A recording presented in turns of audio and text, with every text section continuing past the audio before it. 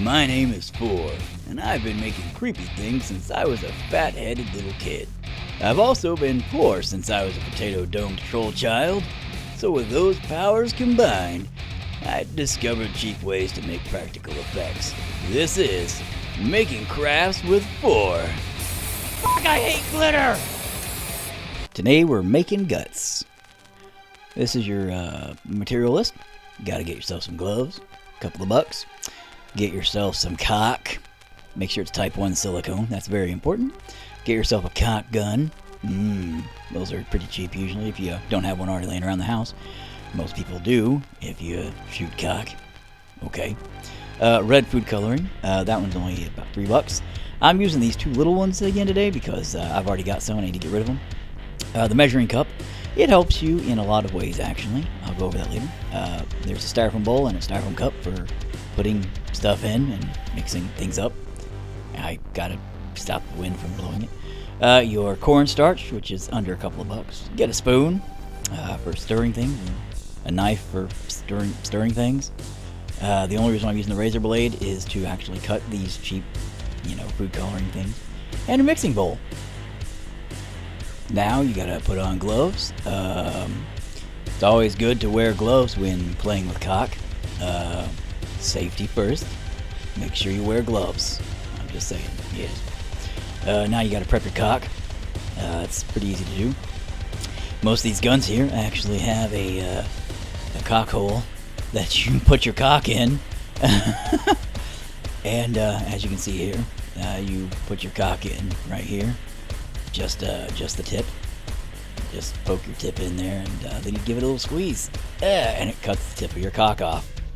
That might not sound good, but it actually is in this case. Then you have this little stabby stick thing here. I have no idea what the hell that's called. It's a stabby stick, and you shove it down the top tip of your caulk and just stab it a lot. Just, like, oh god, just stab the end of your caulk a lot with that. And then fold that back under there. Put your caulk in the gun. Give your handle a couple squeezes to lock it in there. Make sure your caulk's coming through there good, and there you go. Caulk gun is loaded. Then you prep your cornstarch. Now here's what I'm doing. Alright. I am taking this little styrofoam cup. Okay. It's a little bitty guy. I think it's about 6 ounces or so. And I'm going to only fill it up 3/4 of the way. Okay. Because this is one of those things where it's not measured out precisely. At least I don't. You might find a way to measure it out. But I put it about 3/4 of the way of the cup. I end up only using about half a cup full. So in reality, I could have just filled it up about halfway and saved myself, 3/4 or a quarter of the cup, whatever. Food coloring, I actually use this little measuring cup to give it 1 tablespoon of food coloring, of red food coloring. The only reason why I do this is if I make multiples of the same intestines, I like to keep them the same color, so whenever I put them together, they look like one unified color of intestine. Just helps keep everything unified. So that's what I'm doing here, is I'm just filling it up to the 1 tablespoon mark. That way next time I can put 1 more tablespoon of it in and keep the same color and make it all fluid. Next, squeeze your caulk. Go ahead and give a good 4 squeezes to your caulk. I find that to be the perfect amount. Used that with the amount of red food coloring and the cornstarch. Gives my intestines just the right pink color. And also it allows me to measure it out, so if I use the same amount, I can go ahead and add on extra intestines later, and they all look the same color, so it gives it a good continuity in color. So go ahead and give your caulk a good squeeze, good 4 squeezes, and that'll measure it out just fine. Yeah. We add our color, which is our red. Bloop. Now, we always mix it first, only because once you add that cornstarch, it becomes stupid. So stir that in really good, just give it a quick stir. Go into hyper speed like I do. It's really easy to do, just really quick. Add in your cornstarch. I only added in about half the cup total, or half a cup. So I added about 2/3 of what I put in there. I'm mixing it up, as you can see on the side, so I can mix in the cornstarch periodically as I need it. Not all at once, because then it becomes a clumpy, shitty mess.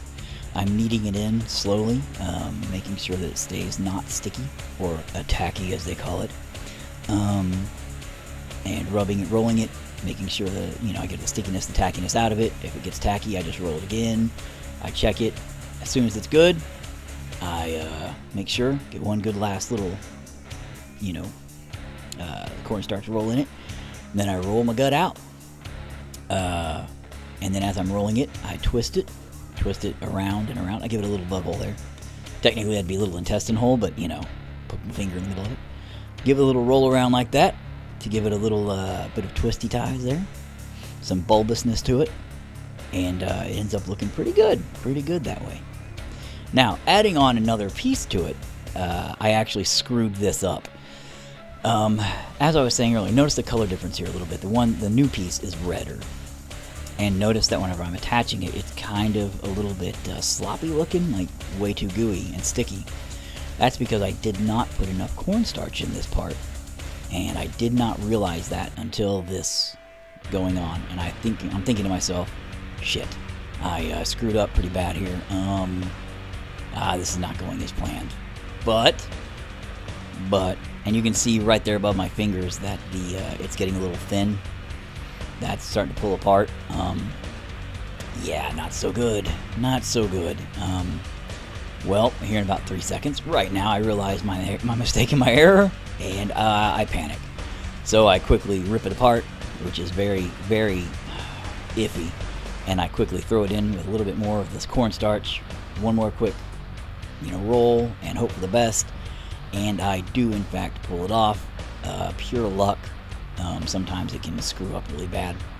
I actually discovered this method by pure accident when creating something else out of silicone, and I accidentally rolled up some that looked like guts, and there we go. I put them together.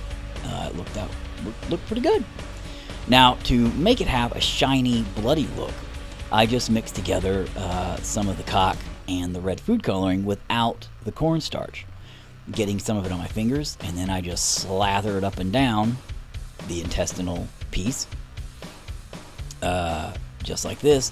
And when it dries, it gives it a natural shiny look that looks like it's all bloody and nasty. Looks fantastic.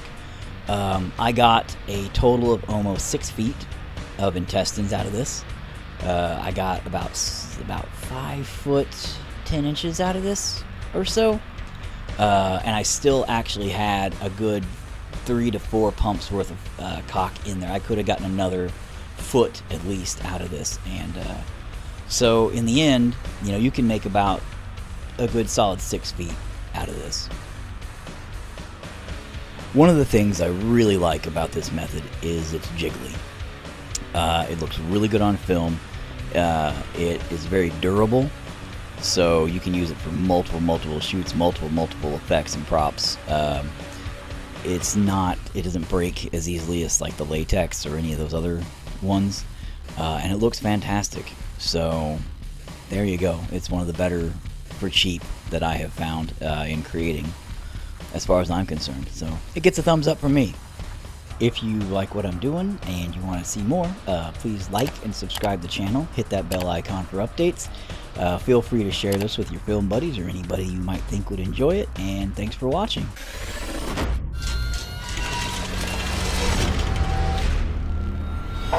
Cioccolane!